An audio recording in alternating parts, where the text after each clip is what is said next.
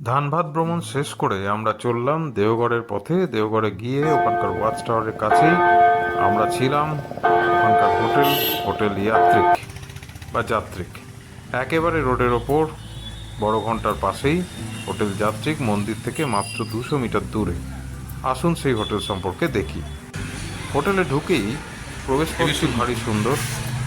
এ হচ্ছে সেই প্রবেশপথ যেখানে প্রচুর ইন্টেরিয়ার ডেকোরেশন রয়েছে। তারপরেই রয়েছে খুব আলোকোজ্জ্বল রিসেপশন ডেস্ক, যেখানে একদিকে রয়েছে বসার জায়গা এবং সিসিটিভির ওখানে টিভিতে দেখা যাচ্ছে সব কিছু। এদিকে রয়েছে যে রিসেপশন ডেস্ক, সেখানে বয়স্ক লোকেদের লিফটে করে চলে গেলাম আমাদের ঘরে। ফিফথ ফ্লোরে এই হচ্ছে দুপাশে ঘর, একটা রোড দিকে একটা উল্টো দিকে। আমরা দুটো ঘর পেয়েছি, 54 আর 53। এই 53 নম্বর রুম, যেখানে আমার ছেলে মেয়ে আছে, সবে ঢুকেছি আমরা ঘরে।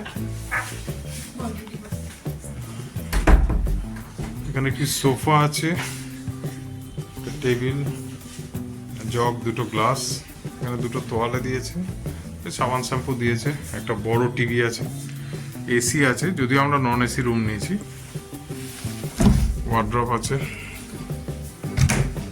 ফ্যান রয়েছে একটা।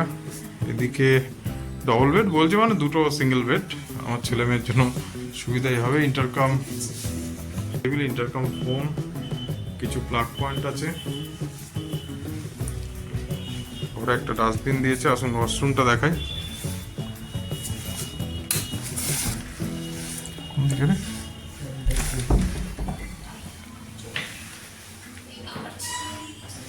কমোড রয়েছে, এখানে হট কোল্ড ওয়াটারের ব্যবস্থা রয়েছে, বালতি, বেসিন রয়েছে, কল, হ্যাঙ্গার, লাইট, শাওয়ার,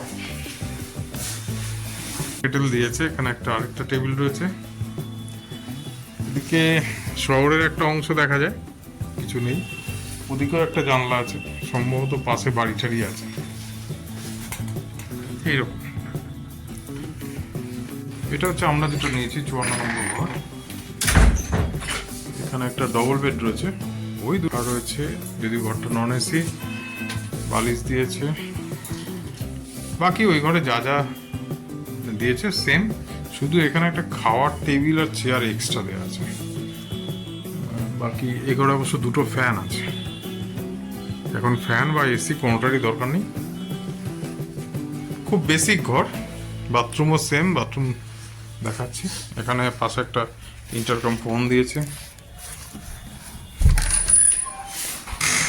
এখানে এই বেসিন, কল, এখানে স্নানের জায়গা, শাওয়ার, হট কোল্ড ওয়াটার, আর ওদিকে কমোডটা আলাদা জায়গা দিয়েছে। এই ঘরের ভাড়া পড়েছে 1500 টাকা পার ডে।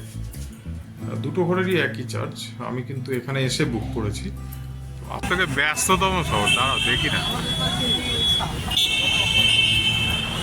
এই হোটেলের পাশেই ওয়াচ টাওয়ারের একদিক দিয়ে চলে যায় বাবা বৈদ্যনাথ ধামের মন্দিরের দিকে, 200 মিটার মতো। একদিকে চলে যায় জেসিবি স্টেশনের দিকে, এবং এখান থেকেই সাইড সিন। শুভম দর্শনের লাইন, ভিআইপি লাইন, যে রয়্যালের থেকেও ভিড়।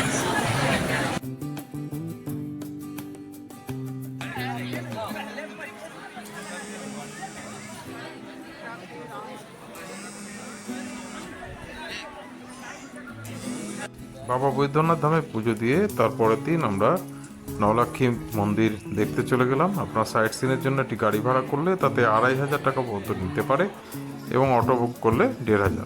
এরপর সেখান থেকে চলে গেলাম আমরা তপবন পাহাড়ে। সেখানে অনেকটা উঠতে হবে। সেই তপবন পাহাড়ে ঘুরে তারপর সেখান থেকে চলে গেলাম সৎসং আশ্রমে। সে আশ্রম দেখলাম, সেখানে দুপুরে খাওয়া দাওয়া করলাম। এছাড়াও ত্রিকুট পাহাড়ে আপনারা ওখান থেকে যেতে পারেন। আমরা অবশ্য সময়ের অভাবে ত্রিকুট পাহাড়ে যাইনি। আজ বাড়ি ফেরা। সিটি স্টেশন থেকে দুপুরবেলা বন্দে ভারত ধরে হাওড়ায় পৌঁছে গেলাম।